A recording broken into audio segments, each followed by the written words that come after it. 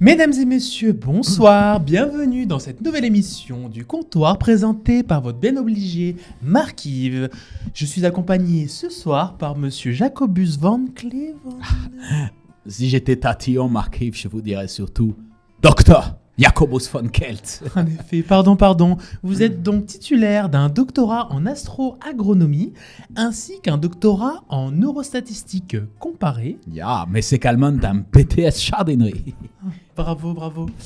Je suis également accompagné par monsieur Jean-Pierre de la Rosette, président de l'amicale de la saucisse fourrée. Fumée. De la Closette en Fleury. De Mouilleron-Paré.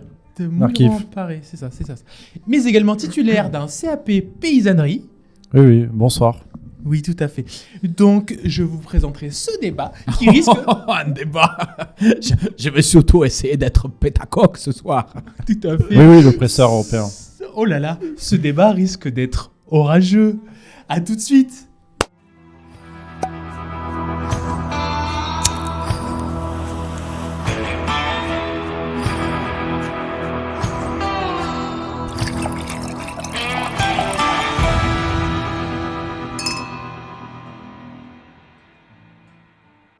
Alors que la colère monte partout en France concernant le monde paysan qui se plaint de trop de normes européennes, trop de normes écologiques et de trop de concurrence, ma question va au docteur Jacobus Van Gel qui intervient en qualité SS.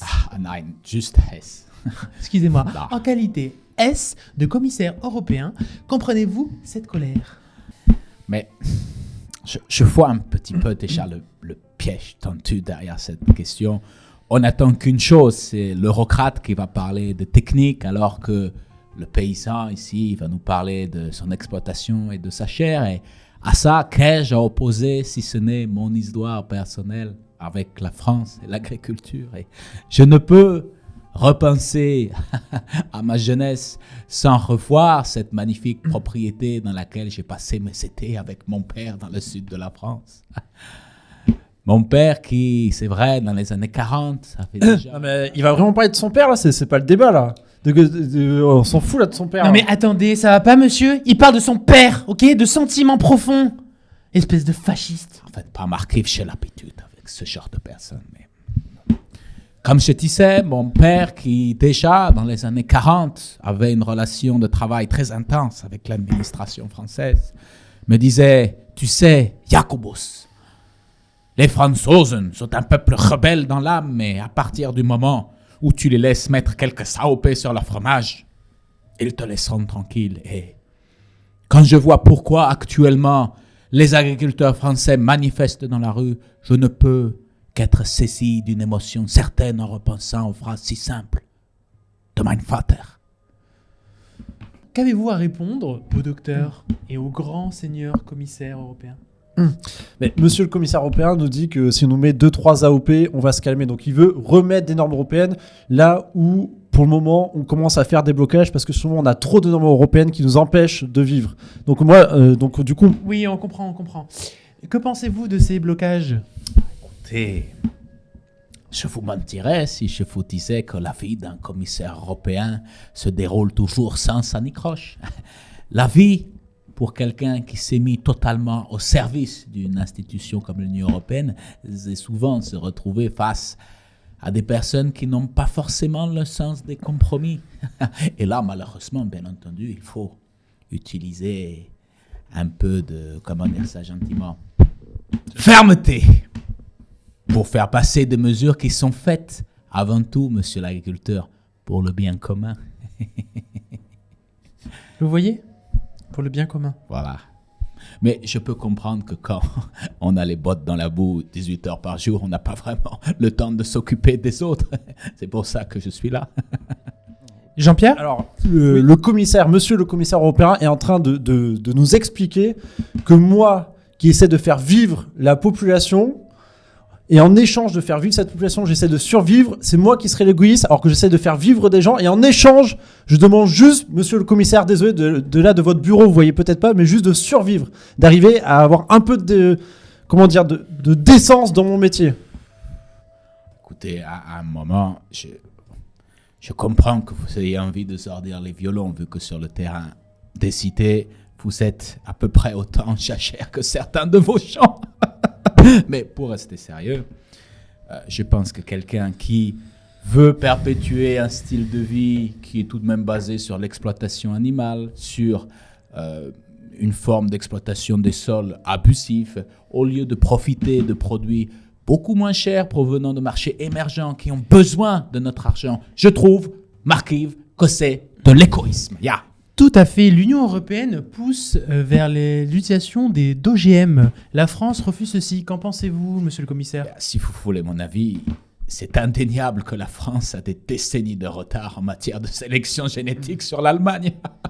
Et oui, monsieur le commissaire européen, parce que nous, on veut que chaque produit soit unique. Pour que qu'il y ait une saveur, qu'il y ait une histoire, que chaque produit soit différent, qu'il y ait une personnalité dans la nourriture. Pour nous, c'est quelque chose de vivant, c'est une matière organique qui est vivant. C'est pas, on n'industrialise pas. Je sais que vous, monsieur le commissaire, qui est d'origine allemande, il me semble, si j'ai bien compris, qui vous voulez faire une industrie, tout industrialiser, tout faire pareil. Non, nous, on veut que ça soit un produit qui est du cœur, qui a un sentiment. Mais ça vous dépasse dans vos bureaux aseptisés à Bruxelles. Là, Vous êtes très orienté vers l'identité. Ne feriez-vous pas partie de groupes identitaires? Et j'allais même dire qu'il est pétri des clichés qui flambent le racisme. Vous dites rien ? Ça s'appelle des faits, monsieur le paysan. L'effet vous dérange? Ça lui fait un effet bœuf.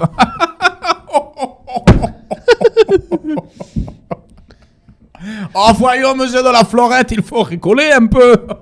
Un peu de second degré, Jean-Pierre, ça vous ferait peut-être du bien. De la rosette, s'il vous plaît. Oh, c'est pas de la vrai, rosette. En ce qui concerne le traité de libre-échange en Amérique du Sud avec le Mercosur, que pensez-vous, monsieur le commissaire? Loin de moi l'idée de faire encore le technocrate, mais cette question du traité de libre-échange sur les produits agroalimentaires avec le Mercosur, c'est une question plus vaste qui nous est posée. Nous pensons déjà au regroupement familial. En effet, il y a beaucoup de mes concitoyens allemands qui ont encore des membres de leur famille là-bas en Amérique du Sud. La famille, c'est très important. Et vous-même, monsieur le commissaire? Moi-même, c'est-à-dire? Vous avez de la famille en Amérique du Sud? Bien sûr, oui. Dans quel pays? Argentine. Quel beau pays.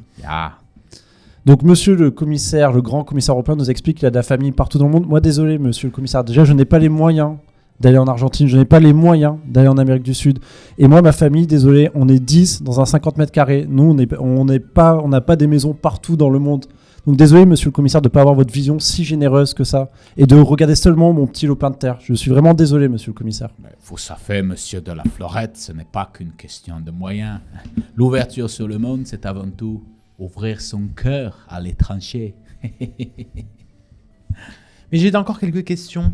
Que pensez-vous des paysans qui disent que l'entrée de l'Ukraine dans l'Europe pose un problème? Tout ce que je peux dire, c'est que la dernière fois que nous avons voulu faire rentrer l'Ukraine dans l'Union européenne, nous avons eu quelques problèmes. Et il semblerait que cette fois aussi, il y ait des résistances. Et à ça, je n'ai qu'une chose à dire. Il faut que l'Ukraine rentre pour que l'Allemagne soit grande. Que l'Europe soit grande, excusez-moi. C'est parce que ça se dit pareil en allemand. Et donc, que ça ne vous dérange pas que l'Ukraine rentre avec des pays qui sont 4 fois moins chers que les nôtres et qu'il y ait une concurrence déloyale avec le pauvre paysan français qui arrive déjà pas, je vous le répète, encore une fois, à se nourrir, et je le répète encore, qui se suicide, enfin qui a 1,5 suicide par jour. Donc en plus, vous allez faire rentrer l'Ukraine avec des denrées qui sont 3 fois moins chères et le paysan français qui n'arrive pas à se payer avec ses propres ventes. Eh bien, vous savez quoi, je vais vous surprendre. Je suis totalement d'accord avec vous. Le suicide de paysans français est un vrai problème. Il faut plus réglementer les armes à feu en France. Tout à fait, on n'est pas aux États-Unis ici. Monsieur le Texan. Enfin pour vous, quel est l'avenir du paysan français? Merci de me poser cette question, puisque, comme toujours, monsieur de la Florette ne m'a même pas demandé... De la rosette. C'est pas possible, ça fait 5 fois que vous écorchez mon nom. De la rosette, s'il vous plaît. Oui, de la rosette, très bien. Vous savez, c'est comme ce que vous mangez là ce soir. Pinaillé. Il me semble qu'il y a surtout du fromage de tête, monsieur, et assez peu de recettes. Ne me parlez pas de choses que je connais mieux que vous. Merci. Pardon. Ce que je voulais dire, c'est que bien Vous évidemment, êtes tout pardonné. il y a un avenir glorieux pour le paysan français, hein, mais plutôt dans l'hébergement, et plus particulièrement dans le Airbnb. Pardon, mais Belle entreprise, Airbnb. oui, voilà. Des paysages formidables qui ne demandent qu'une chose, être enfin libérés du joug, du soc, de la charrue du paysan français. Plantons d'ici quelques éoliennes, permettons à tous ces espaces de revenir à la nature et achetons la nourriture ailleurs. Ce n'est donc pas quelque chose de terrible que l'Europe demande à la France. Une seule fois, nous lui demandons d'enfin rentrer dans le rang. Est-ce donc si insupportable que ça, hein, monsieur de la bloubette? De la rosette. Ah, ça c'est insupportable à la fin.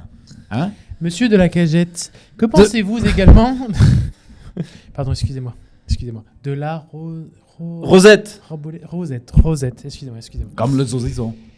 Exactement. Ah, bah. Bien. Que pensez-vous du véganisme? C'est-à-dire qu'en fait, nous consommons quand même beaucoup trop de viande en Occident. Ah, c'est vrai. Avez-vous des solutions pour cela? On parle en Asie actuellement de se nourrir d'insectes. Avez-vous un projet de reconversion sur l'élevage d'insectes, de cafards, de blattes? Deux autres ailes. Si je devais cultiver 2 cafards, j'en aurais déjà 2 en face de moi. Donc Oh, la mais c'est culture commencerait bien. absolument abject. Ce quoi faut-il? S'il vous plaît, Ah. Monsieur Jean-Pierre, gardons notre calme.